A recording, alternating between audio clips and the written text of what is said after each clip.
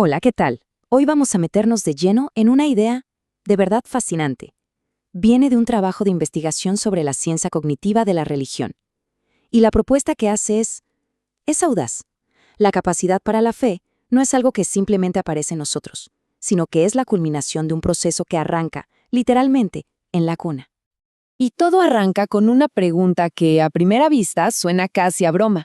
¿Qué podría conectar un objeto tan simple, tan infantil como un oso de peluche, con algo tan profundo y complejo en la vida adulta como la fe en Dios? Bueno, la respuesta, según esta investigación, revela un mecanismo psicológico que es fundamental para nuestra supervivencia. Muy bien, ahora sí, vamos a meternos en el núcleo de esta teoría. Y todo, pero todo, gira alrededor de un sistema que tenemos para manejar una de nuestras emociones más primarias, la ansiedad. Ok, el nombre técnico es teosemiótica cognitiva, o TSC para abreviar, pero no nos asustemos con el nombre. La idea principal es que es revolucionaria. Propone que no veamos la religión como un simple conjunto de creencias, sino como una pieza súper sofisticada de ingeniería cognitiva, casi como una herramienta, un software que nuestra mente usa para lidiar con la incertidumbre y la ansiedad que nos genera el mundo. A ver, el punto clave aquí es este. La fe no es algo que, ¡pum!, aparece de la nada en la adultez. Según esta hipótesis, lo que hace es reutilizar, reciclar los mismos circuitos del cerebro que usábamos de niños para sentirnos seguros. O sea, es un proceso de desarrollo, es la maduración de un instinto que traemos de fábrica. Entonces, la pregunta es, ¿cómo se va construyendo este mecanismo? La teoría lo explica como un viaje, paso a paso, que empieza con el primer acto de transferencia, el más fundamental de todos. Y aquí lo tenemos. Este es como el mapa de ruta de nuestro sistema de apego, el viaje completo según este modelo. Es un camino de 4 paradas que nos lleva desde lo más físico y concreto hasta lo totalmente abstracto. Fíjense, arrancamos con el apego biológico a la madre, de ahí saltamos a un objeto transicional como un peluche, luego pasamos a personajes de ficción, y el destino final, una divinidad abstracta. Todo comienza aquí, en lo que la teoría llama la fase cero. Pura biología. Piensen en un recién nacido. Para él, la seguridad no es una idea, no es un concepto. Es calor, es el tacto, es la presencia física y tangible de su mamá. No hay símbolos, no hay nada abstracto, solo realidad sensorial, pura y dura. Y aquí es donde, según este modelo, pasa algo increíble. La primera gran revolución en nuestra mente. Cuando el bebé siente esa angustia de la separación, su cerebro hace algo que parece casi un acto de magia. Transfiere esa cualidad de seguridad que le da su madre a un objeto que no tiene vida, como una mantita o un peluche. De repente, ese objeto se carga con la presencia de quien lo cuida. Pero ¿saben qué es lo más loco de todo esto? Que hay evidencia para respaldarlo. Investigaciones como las de Bruce Hood demostraron algo llamado esencialismo psicológico. Si a un niño le ofreces una copia idéntica, nuevecita, de su peluche viejo y gastado, la rechaza de plano. Y uno se pregunta, ¿por qué? Claro, porque el niño no quiere un objeto para consolarse. Quiere a su objeto. Está convencido de que ese peluche en particular tiene una esencia única, algo invisible que no se puede copiar ni transferir. Y aquí es donde el paralelo con la fe adulta se vuelve brillante. Un creyente no busca un Dios cualquiera, busca a su Dios, con una relación y una esencia que siente como única y personal. Bueno, avancemos a la siguiente fase. Aquí es donde la mente empieza a entrenar una habilidad que va a ser, clave para el futuro. El arte de hacer como si.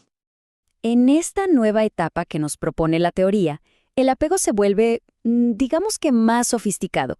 La fuente de seguridad ya no es algo que podemos tocar, como el peluche. Ahora migra hacia las historias, los cuentos, los personajes de las caricaturas.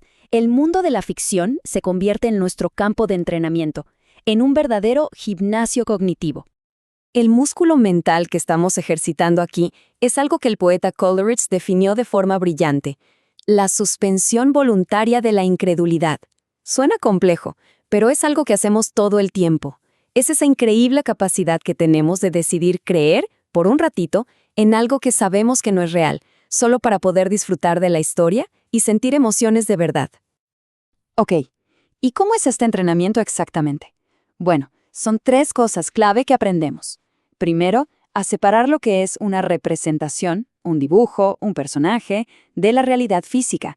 Segundo, aprendemos a sentir emociones reales, alegría, tristeza, miedo, por personajes que sabemos que no existen. Y tercero, y esto es lo más importante, descubrimos que actuar como si algo fuera verdad genera efectos emocionales muy, muy reales en nosotros. Y todo este camino nos lleva finalmente a la última etapa, el momento donde todas estas piezas del rompecabezas encajan para darnos la solución definitiva para la vida adulta. Para entender este último salto, tenemos que hablar de un concepto biológico fascinante, la neotenia. Básicamente, significa que los humanos somos una especie que retiene rasgos de su juventud durante toda la vida. El artículo lo dice de una forma muy gráfica. Somos como simios que nunca terminan de crecer. Y la consecuencia de esto es clave. Nuestro sistema de apego, esa necesidad de sentirnos protegidos, nunca se apaga. Entonces, ¿qué pasa? Que esa ansiedad que sentíamos de niños, ese miedo a la oscuridad del cuarto, en realidad nunca se va, solo que en la adultez se magnifica. El universo, tan vasto, tan indiferente, se convierte en esa misma oscuridad, pero a una escala cósmica. Y para un miedo de ese tamaño, necesitamos un objeto de seguridad que esté a la altura. Y es justo aquí donde la lógica de todo este sistema se vuelve clarísima. Comparemos un poco. El osito de peluche es genial. Es concreto, lo podemos abrazar, pero tiene sus problemas, ¿no? Es frágil, se puede romper, se puede perder, y claro, su presencia es limitada. Una divinidad abstracta, en cambio, es como la versión mejorada, la 2.0. Al ser abstracta, es indestructible. Al ser incorpórea y omnipresente, nunca nos puede faltar. Es, viéndolo desde esta perspectiva, el objeto de seguridad perfecto. Y acá es donde esa habilidad que entrenamos de niños viendo películas o leyendo cuentos, esa suspensión de la incredulidad, vuelve a jugar un papel, pero esta vez es fundamental. Lo que antes era un juego temporal, una elección voluntaria para disfrutar una historia, en la adultez se puede convertir en una decisión, digamos que permanente.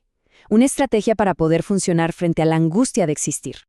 Así que la conclusión de esta teoría es potente. Es directa. La religión, vista desde esta óptica, no sería un simple error de la mente o una ilusión. Sería más bien una estrategia evolutiva increíblemente eficaz. Es el mecanismo que le permite a nuestra especie, este primate que nunca deja de necesitar apego, vivir en un universo que de otra forma nos resultaría aterrador. Y claro, todo este análisis nos deja con una pregunta final flotando en el aire. Una pregunta para pensar. Si esta necesidad de apego es parte de nuestro hardware biológico y nunca se apaga, y si los objetos para calmarla han evolucionado de lo físico a lo abstracto, ¿qué sigue? ¿Cuál podría ser el próximo objeto de seguridad definitivo para la humanidad?